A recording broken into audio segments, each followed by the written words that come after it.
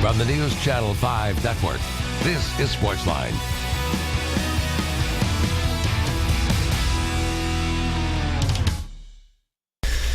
Hey there, welcome into SportsLine. Steve Lehman here with you. Glad you are here with us on this Tuesday night on News Channel 5. Plus, we've got open phone lines for you for the night. 737-7767 is the number.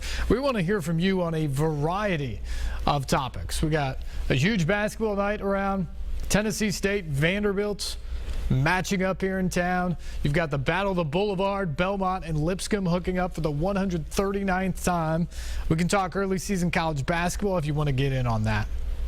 You got the Preds on the road trying to really solve the mystery of them not being able to perform so far this season away from home. They've been so great at Bridgestone Arena, but just 2 wins and 11 games away from home. They're about to drop the puck in Colorado tonight. We can talk about the Preds and their early season. We can talk general NFL stuff. Certainly the Titans on the bye week getting set for the stretch run, a potential playoff run this year for the Titans. We can talk about that tonight. College football, bowl possibilities, the playoff, all of that up to you coming up tonight. So we want to hear from you. It is your night, 737-7767. We'll also get to some Titans analysis from Sunday's game, possibly hear from Mike Mularkey as well as we move along throughout the course of the night. But let's get started with a phone call, and let's go to Jay. Jay, good evening. You're first up tonight here on SportsLine. Good evening, Steve. Thanks for taking my call. You bet. First of all, I want to say my prayers are with everybody up in the mountains. No question.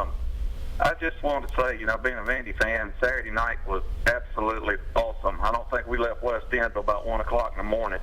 But I just wondered what your thoughts were on that. I just thought Schumer, I know Andy, our offensive coordinator, he changed the offense around, and I thought Schumer looked really, really good, and the wide receivers looked really, really good. And I just wondered what your thoughts were. Thanks.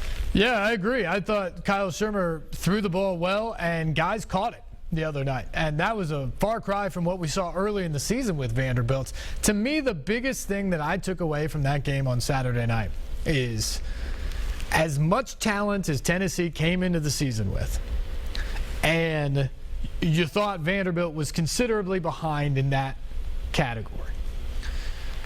Through the course of 13 weeks, 12 games and a bye week for both teams, the injuries certainly play a part for Tennessee. They have been decimated by injuries, especially on the defensive side of the ball. But when you look at that team, are they any better than when they hit the field in week 1 against Appalachian State? Are they any better? I mean, Josh Dobbs is a good quarterback. He's going to be an all-SEC type player for this team. They got good running backs. They've got some wide receivers who can make play. But when you look at that offensive line, they're just not very good. They're not any better than they were a year ago, and essentially all those guys were back.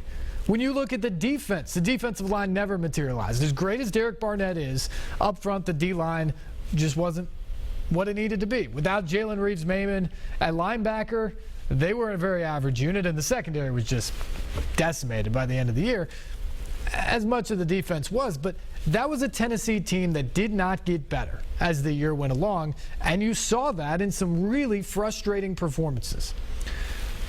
You look then at Vanderbilt and the job Derek Mason and that team did. This is a team coming into the year where I thought they had a really good shot to get bowl eligible, win 6 games, and go to the postseason for the first time under Derek Mason. But if you looked at them early on in the year, the loss to South Carolina, the loss to Georgia Tech, even the way they played and won at Western Kentucky, that wasn't a very good football team. The defense struggled at times, and that's what Derek Mason does best. That's where the most talent on that team is. And the offense was just hard to watch. But as the year went along, they got better and better. And with the exception of the Missouri game, which they probably wish they could have back in a big way right about now, this was a team that was in every game in the SEC, gave everybody a run for their money, and at the end of the year started winning those games. And you go back-to-back performances of hanging 38 on Ole Miss and then 45 on Tennessee. Who would have thought that was even possible from this Vanderbilt team coming into the year? So tip of the cap to Derek Mason and Andy Ludwig and the Vanderbilt coaching staff and the players, because they took a season in which they struggled in September and became a really good football team by the end of November. They got better as the year went along, and because of that, you saw the celebration that you saw Saturday night on West End. I mean, the emotions from Derek Mason at the end said it all. I mean, you put in the blood, sweat, tears, time, investment over the course of 3 seasons, and you're just waiting for something positive to happen. And you get that breakthrough win over your rival. You're bowl eligible. Just a huge moment for this program and for Derek Mason as the Commodores coach. They deserved all of that on Saturday night, and they deserve the accolades now, because what they did this season was mighty impressive. And on the flip side, what do you think if you're a Vols fan? I'm curious if you're out there right now. 737-7767. Your thoughts on Butch Jones after this year? Because I remember at the beginning of the year, I said flat out on this program, over the last couple of seasons, I thought the expectations were ahead of where the Tennessee program was. That people were expecting too much, and the teams were still progressing in a steady, consistent manner from year to year. But I also said that I thought this year the expectations were on par. Tennessee had the best roster in the SEC East. They should have won the SEC East. And I said anything short of Atlanta is going to be a disappointment. 9-3, 10-2, whatever it is. Anything less than Atlanta would be a disappointment.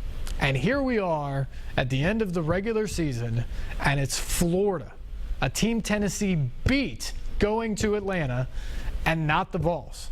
And that has to be devastating for Butch Jones, for that team, for Tennessee fans. Because this was the year. This was the year when you had the talent and Florida was a bit down. You had the game in Knoxville, and you won. And you couldn't finish the deal. I mean, think about it. Tennessee beat Florida and Georgia and isn't going to win the SEC East, in large part because they couldn't beat South Carolina and Vanderbilt at the end of the year. I mean, that has got to be frustrating. So again, if you're a Vols fan out there, tell me where you stand with Butch Jones in this program right now. 737-7767.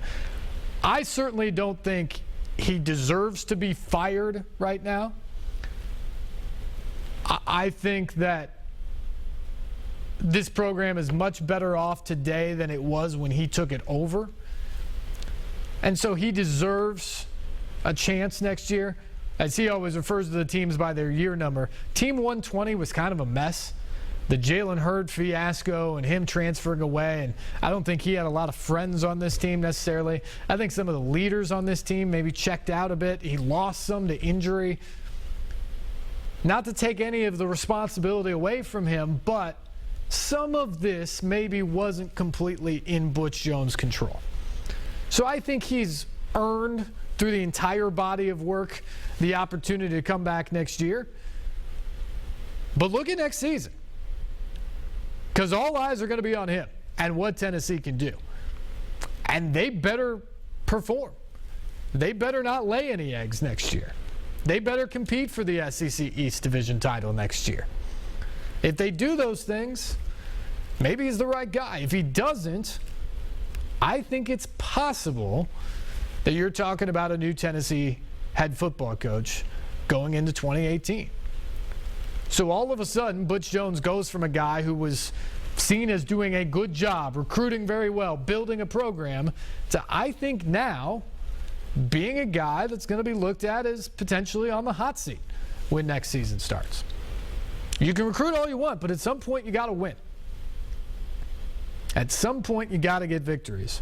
And right now, this was a golden opportunity in front of Tennessee and in front of Butch Jones, and they didn't capitalize on it this year. 737-7767 is the number. We want to hear from you tonight. We can talk about Butch Jones. We can talk about Tennessee football, more about Vanderbilt, bowl possibilities for the Commodores. They are headed to the postseason for the first time under Derek Mason. We can talk some college basketball, big night of hoops tonight. Obviously, we can talk NFL. Marcus Mariota putting up impressive numbers. The Titans at 6-6 in an AFC South title race, in the playoff race down the stretch.